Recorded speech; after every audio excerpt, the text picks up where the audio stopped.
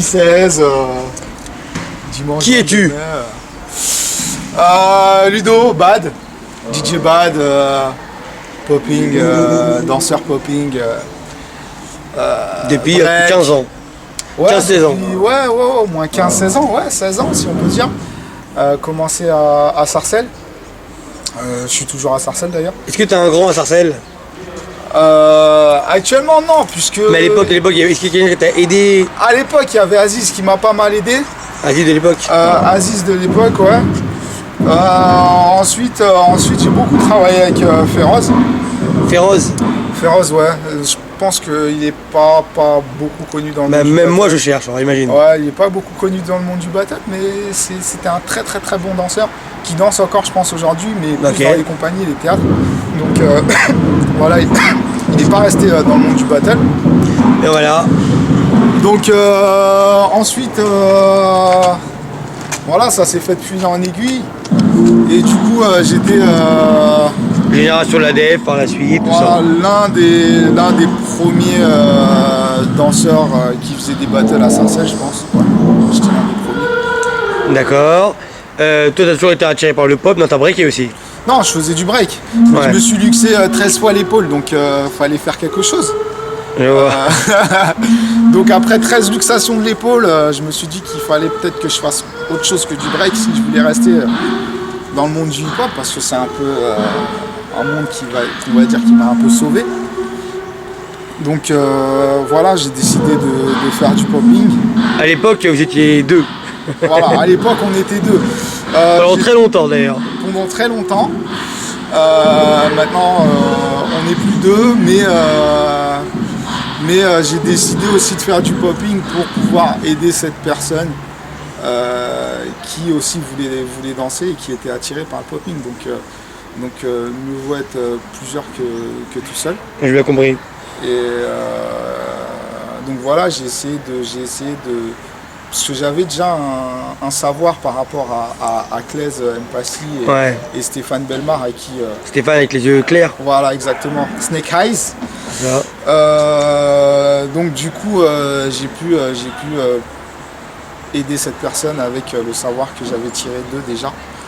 Et aujourd'hui, elle est placée partout. Elle est bien. Voilà. Elle déchire. Voilà. Elle est vraiment forte. Elle déchire. C'est ça, c'est clair. Mais déjà, elle avait fait une belle finale lors du Battle Vénère une fois. Belle finale qu'elle avait gagnée d'ailleurs. Après, pas mal au Battle Bad aussi. Ouais. C'était un bon retour. Au Juste Debout aussi, à une certaine année, je ne me rappelle plus quelle année. Bref, elle fait partie des meufs qui déchirent. Voilà, c'est ça. Ok, très bien. Pour en revenir à toi, t'es l'un des créateurs ou t'es le créateur du Battle Bad? Je suis le créateur du Battle Bad. Non, parce que comme il y a beaucoup de gens autour de toi qui dansent aussi. Voilà, il y a beaucoup de gens autour de moi qui dansent aussi. Faut savoir que le Battle Bad, on était deux aussi. Ok. Donc elle m'a pas mal aidé sur le projet. D'accord. Et donc on était deux à la base et au final j'ai beaucoup géré le projet en amont. Ce battle là à la base n'avait pas de nom. C'était un battle qui est fait pour le plaisir et qu'on a commencé pour le plaisir. Mais après il est vite devenu une référence. Voilà, il est vite devenu une référence, je sais pas comment, mais je pense que c'est la convivialité qui règne. La convivialité qui règne a fait que c'est devenu une référence. On vient sans se prendre la tête, on perd, on gagne, on se prend pas trop la tête. Mais il y a quand même un choix artistique quand même assez pointu. À chaque fois, c'est de ramener les têtes quand même. Après, il y a des battles qui ont été marquants, notamment Boubou en finale, à l'époque, Salawan, évidemment. Ouais, il y a eu de belles affiches. J'essaie de faire en sorte Un Gilo aussi qui avait sorti ici à l'époque. Ouais, à l'époque. Ouais. Il y a eu des affiches quand même assez importantes. Il y a eu des affiches importantes. Déjà, je tiens à remercier un YG aussi. tous les voilà, YG. Connaître là-bas, YG. Qui avait fait YG. Ouais. YG, il a fait une bonne performance. Et malheureusement, il a perdu, mais je pense qu'il va revenir plus en forme que jamais. Et ne confondons pas YG et YG, parce que là on parle de YG, on parle pas de YG Criminals. Mais lui aussi s'est fait connaître chez toi. Ouais, il avait fait une bonne perf en 2008, je crois. Ouais, dans les il premiers. avait sorti Canon au premier tour. C'est comme ça qu'il a été connu. Il avait sorti Kefton et après il avait fait le grand chelem 1000% contre un mec qui l'a tabassé avec succès. Et après il avait battu je sais plus qui en finale, Tissa. Ouais, Tissa à l'époque. Ouais, Akatsuki. Voilà, c'est ça. Et ouais, il a eu pas mal cartonné. On sent quand même que c'est leur gars parce qu'il se rappelle de tous les battles. Tu sens qu'il les a vus, il a dû les monter et il a dû les mettre sur YouTube. Franchement, j'ai fait pas mal de choses pour cet event. Je me suis pas mal saigné, on va dire. Et donc en revenant aux artistes que j'invite, le choix il n'est pas forcément sur la notoriété. Parce que Ohan, les gens ils connaissaient pas vraiment. Non, j'avais déjà entendu son nom, mais je connaissais pas. Je l'ai jamais vu de ma vie. Voilà, c'est beaucoup plus sur le talent et ce que la personne elle dégage en général. Et après, toi, faut t'es pas quand que ça même soit une personne hautain non plus, tu vois. Après, toi, t'es quand même quelqu'un qui est spécialisé quand même dans le pop, tu vois. Tu connais, t'es un peu comme Frankie, Nelson. Tu connais un peu les petites pépites du pop. Que faut vraiment être dedans, quoi. Ouais, faut vraiment être dedans aussi. Parce que t'as souvent ramené des petites teutés quand même. Faut vraiment être dedans. Et du coup, c'est vrai que le battle, il a permis à pas mal d'artistes, notamment C. James, qui me disait tout à l'heure que selon lui, c'est grâce à lui, c'est grâce à ce battle-là qu'il c'est là que j'ai découvert. Voilà. Donc Mofak aussi. Donc moi, je tiens déjà à les remercier aussi d'être venus, même si à cette époque, ils n'étaient pas connus. Et j'ai parié sur eux, on va dire. J'ai parié sur eux. Et ça a été un pari gagnant. Même Monsta Pop, qui était pas venu en Europe et qui me disait que voilà, ça lui a ouvert les portes de l'Europe un peu. La première fois que je l'ai vu, le Monsta Pop chez toi. Voilà. Donc du coup, c'est pas mal. Mais alors je saute le pas, parce que tu me tends la perche. Monsta Pop qui lui vient du Canada. Quelle est cette attirance pour ce pays, pour ta personne? Attirance, en fait, c'était, on va dire, un rêve d'enfant, pas vraiment d'enfant, mais plus un rêve professionnel dans le sens où... Mais t'as grandi avec Division Alpha ou quoi? Ouais, c'était mon époque aussi. Ouais. Et c'était un rêve professionnel dans le sens où moi je fais de l'informatique aussi et je voulais savoir comment les gens ils travaillent ailleurs. Donc j'avais prévu de passer dans certains pays et donc notamment celui-ci où je suis resté un bon 2-3 ans, non? Ouais, je suis resté un peu plus d'1 an et demi. Avec plusieurs allers-retours, notamment pour organiser le battle. Qualification, tu veux dire? Voilà, qualification, battle en Europe, donc je suis revenu pour Marseille, enfin pas mal de choses. Et donc voilà, en gros c'est ça. D'accord, mais alors moi qui vis à Paris, je connais rien du Canada. Enfin, je vois des battles, mais je connais pas la mentalité, je connais pas les gens, je sais pas ce qu'ils pensent. Déjà, qu'est-ce qu'ils pensent des Français? C'est difficile parce que en hip-hop, par exemple, en new style donc, en new style, voilà, certains pensent qu'on n'est pas dedans. Or, on n'a pas l'esprit, tu veux dire? On n'a pas l'esprit, on n'a pas la danse, on n'est pas dedans. Or, faut dire que c'est un pays qui a très peu de danseurs en hip-hop. D'accord. Ils sont très très forts en chorégraphie. Et en break aussi, en break. En break, ils ont pas mal de danseurs qui sont. Ils ont eu des grands noms. Gizmo. Ouais. En break, ils ont Puzzle, Dizzy, Casper, les Boogie Brats quoi en général. Ils ont pas mal de. Et là c'est la scène de Toronto qui monte. Voilà, c'est ça, la scène de Toronto. Et quand il est bon Youyou, Ils sont vraiment très chauds. Ouais, j'ai vu des gars de Toronto qui sont montés à Montréal. Ouais, ils étaient vraiment très forts. Là, on parle en break. Ouais. En hip-hop, moi, je suis resté beaucoup sur Montréal. Il faut savoir que en hip-hop, il n'y a pas grand-chose en termes de battle. En termes de danseurs, il y a beaucoup de danseurs qui veulent venir ici, qui veulent voir ce qui se passe ici. Mais il y a des danseurs plus anciens qui eux-mêmes se reconnaîtront. Ils sont très anciens, soi-disant. Et ils ne sortent pas. Et c'est soi-disant les OG ou ceux qui connaissent. Bref. Les références de chez eux, quoi. Voilà, les références de Mais là, chez tu eux. parles en hip-hop ou tu parles en hip-hop? Là, je parle en hip-hop, okay. en hip-hop new style. Ce qu'il faut savoir, c'est qu'il y a certains disent qu'on n'est pas dedans, dans le sens où eux, ils sont à côté de New York, ils ont une influence avec Bouddha, sauf que Bouddha ne passe pas souvent là-bas. Il est beaucoup plus souvent en Europe que là-bas, au Canada.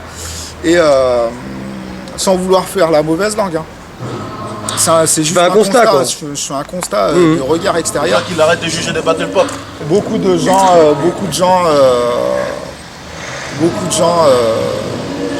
pensent que comme ils sont à côté de New York. Bah, Bouddha, faut qu'il arrête. Bouddha? Faut qu'il arrête de juger des battle pop. Il l'a dit, il a lâché. Voilà, il a lâché. C'est pas moi qui l'ai dit perso, mais je parlais pas de Bouddha Stretch. Bref. Moi, je parle des anciens qui sont à Montréal. Je parle pas des DKC et autres, mais parce que eux, c'est vraiment du break et ils sont très forts dans ce qu'ils font. Et en popping, ils sont très bons dans ce qu'ils font aussi. Je parle des autres qui font du hip-hop. Et ces autres qui font du hip-hop, je pense qu'il faudrait qu'ils sortent un peu plus. Parce que, en comparaison, en gars référence hip-hop en jeune au Canada,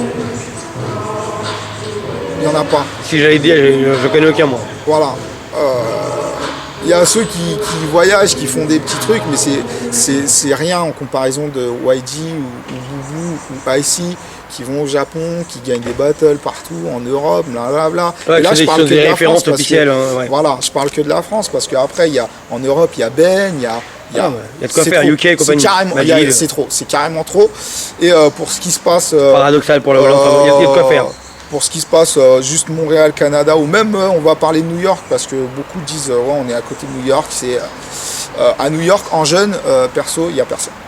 Ouais, en hip-hop, moi aussi, je crois. Hip-hop, pas grand monde.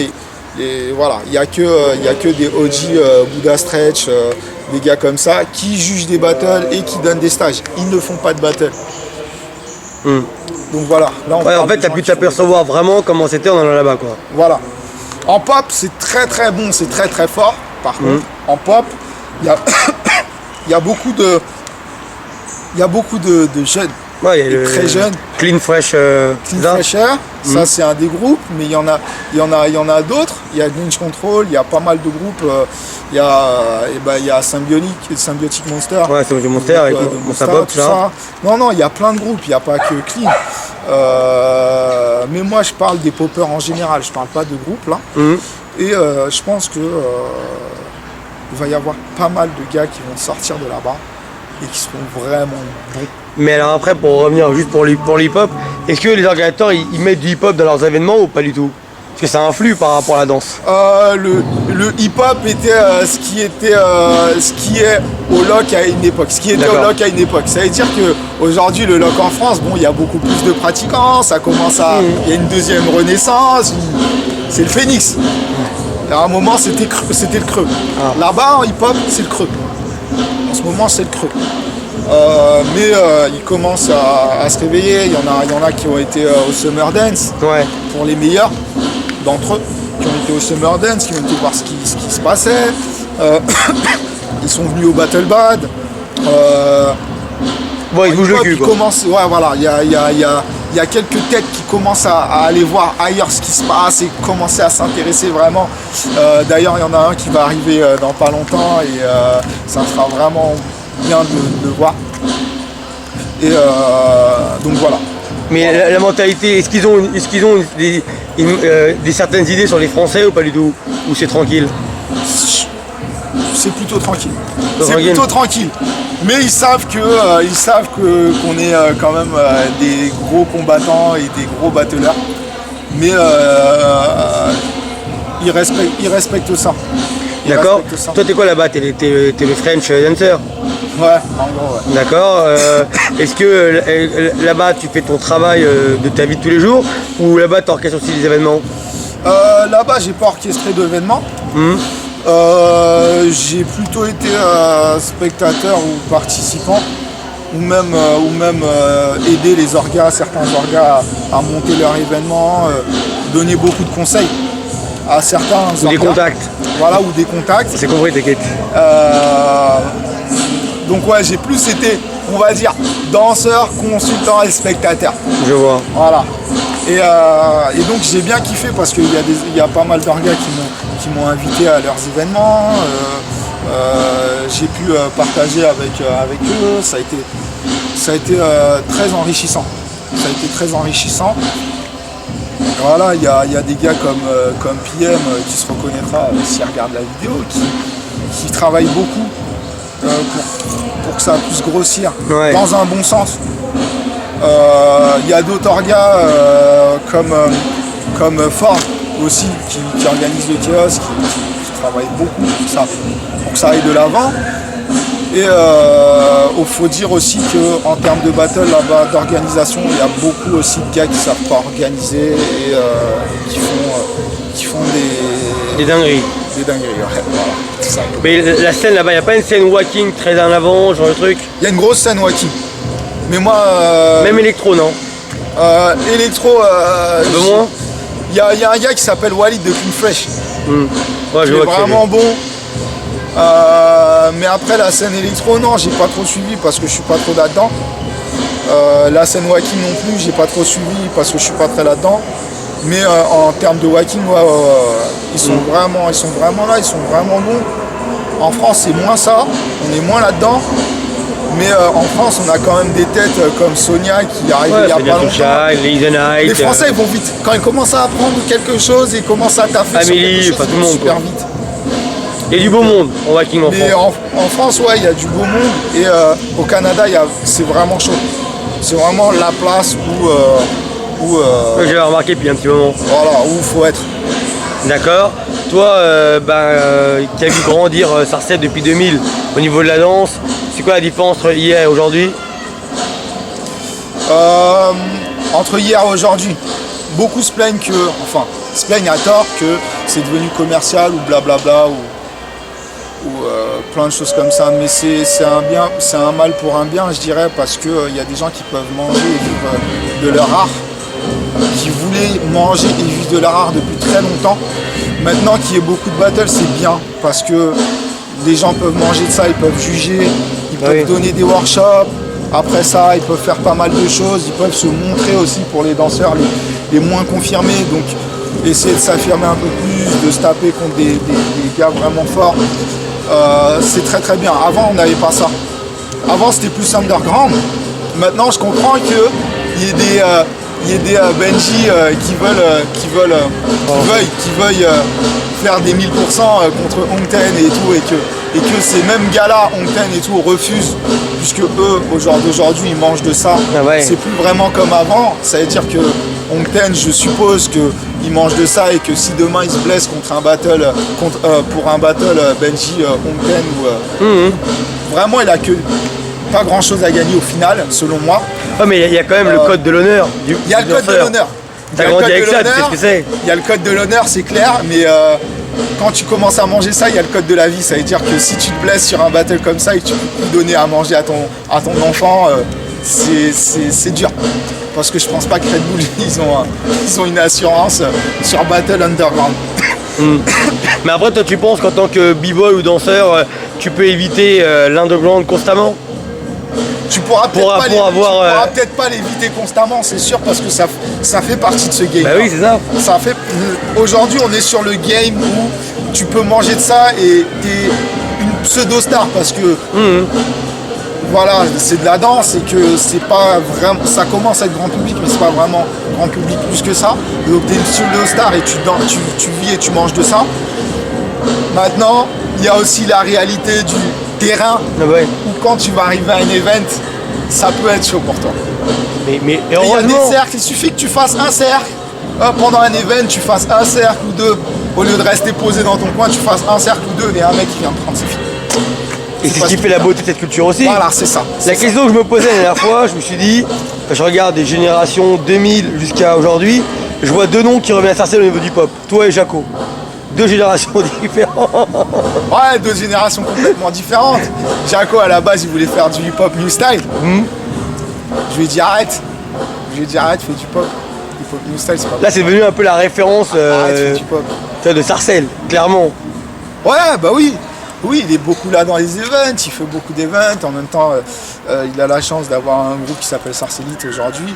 Quand on est en groupe, c'est beaucoup mieux, je pense. Tu as un support, tu as un soutien, tu as plein de choses avec toi. Et puis quand on pense à lui, on pense surtout aussi à l'épisode Ness contre lui. Ouais. Il avait fait une bonne performance ce jour-là. Ouais. C'était son jour. Et c'était son jour. Et il a surpris Ness comme il fallait. Et je pense qu'il va aller loin. Il progresse bien. Je pense qu'il va aller loin. Mais pourquoi par exemple, toi qui es l'ancien là-bas, pourquoi il n'y a pas plus de poppers par exemple à Sarcelles? Parce que là aujourd'hui il y a une vague qui est beaucoup plus hip-hop que pop ou que lock. Honnêtement, je sais pas vraiment, j'ai pas vraiment de... Moi je me suis déjà posé la question pourquoi il n'y a pas plus de breakers, parce qu'à la base je suis breaker et en plus Sarcelles c'est une ville où il y a eu beaucoup de grands b-boys comme les RCA à l'époque, Tommy Bugsy, les Passy, il y avait Rico. Ouais. Enfin, il y avait des mecs dans les fresh de l'époque qui dansaient. Enfin, c'est vraiment le break, ça a été. Et vous avez aussi Dark chez vous.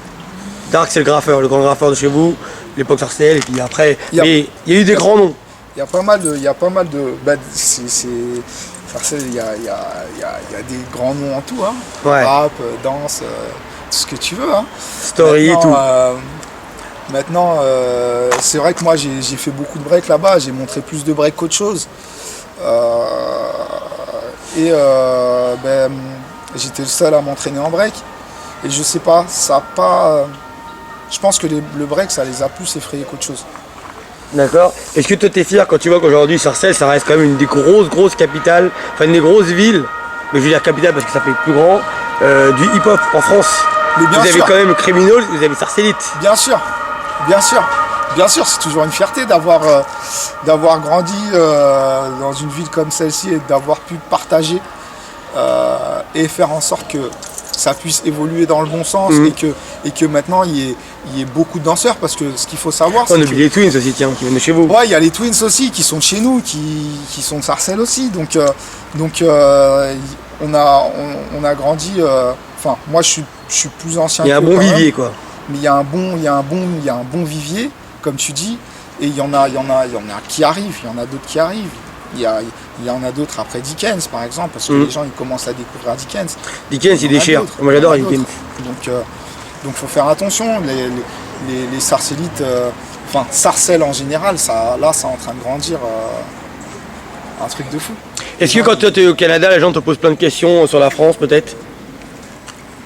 Ouais, parce qu'il y en a qui sont curieux de savoir, de connaître un peu l'histoire de la France, et ils connaissent en termes, par exemple en popping, ils connaissent pas mal de choses, ils connaissent Claes, ils connaissent Fox, ils connaissent Walid, les mecs ils connaissent, en pop ils connaissent, en hip-hop ils commencent à connaître, parce que j'ai l'impression que c'est arrivé un peu après aussi. Donc ils commencent à s'intéresser, comme j'ai dit tout à l'heure, il y en a qui vont venir ici, ils vont découvrir, ils vont chercher, ils vont apprendre, ils seront plus forts, ils seront meilleurs, ils vont être chauds.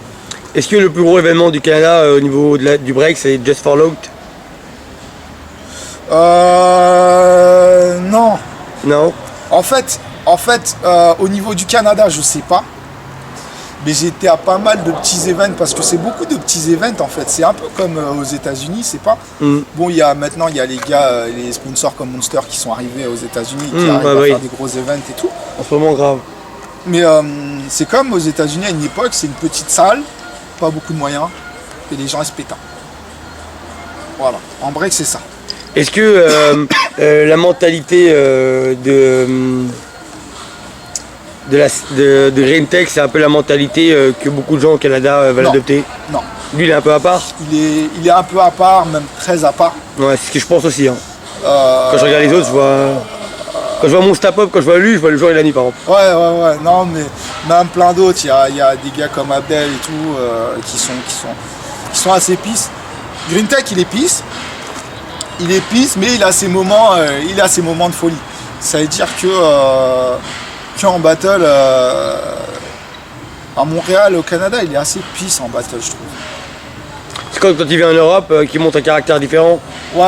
En fait, je pense que c'est surtout certains battles où c'est surtout quand il arrive contre quelqu'un qui est vraiment fort.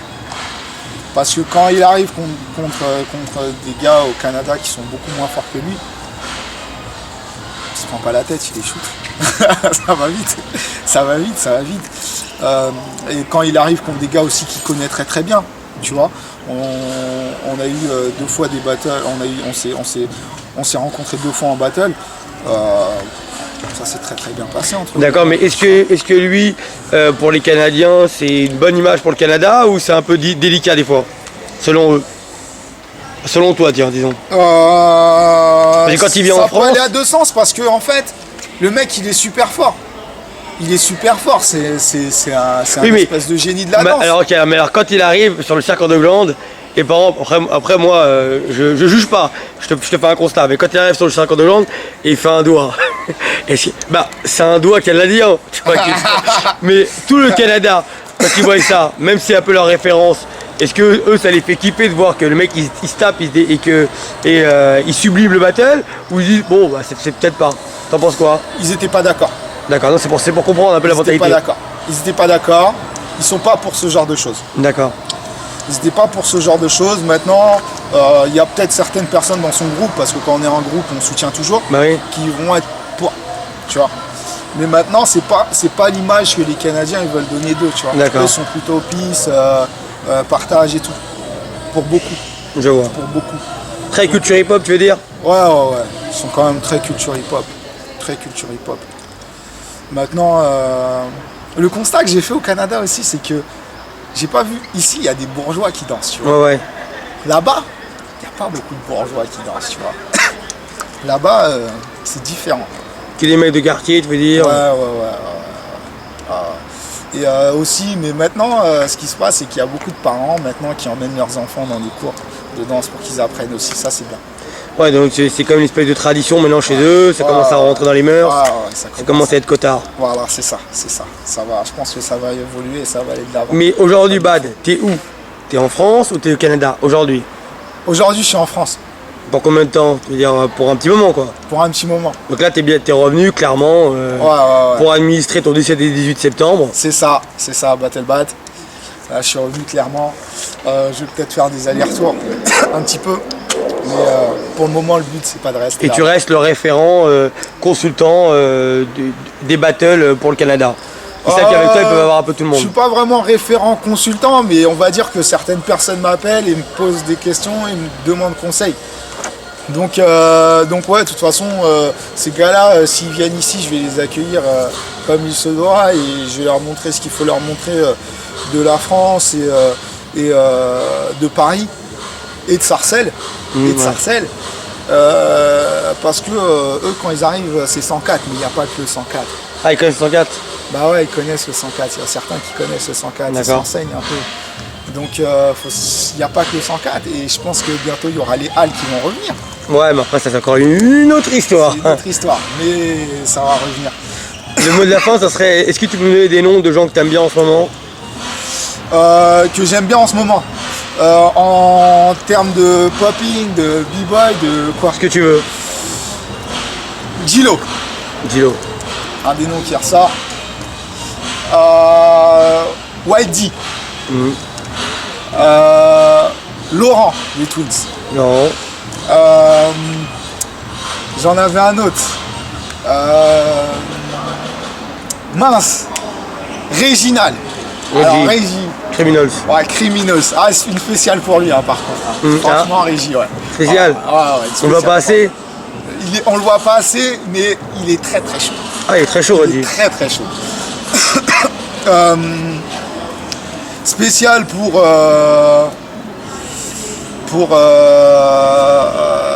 Cynthia Bob.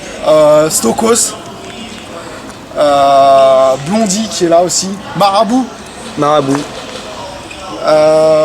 Qui comme toi s'est exilé pendant 1 an quelque part. Ouais, dans un autre pays. Et spécial aussi pour T-Flex. Qui va revenir. On le voit beaucoup moins. Ouais, de Creil. T-Flex, non. T-Flex, il était de Grelais, Sarcelles, tout ça. À Sarcelles? Ouais. Plus Grelais, mais c'est la même team, c'est 95. Spyro. Qui revient aussi. Je le vois rarement dans les battles. il en a fait 2 là récemment. Je pense qu'il va s'y remettre, petit à petit. Et voilà, ça c'est pour les Français. Après, spécial pour Boombeast Canada, Monsta, spécial pour Abdel, spécial pour J-Style, voilà, spécial pour pas mal de gars là-bas. Et voilà. Très bien, bah, je te remercie. C'est tout. Bah, peace. Peace.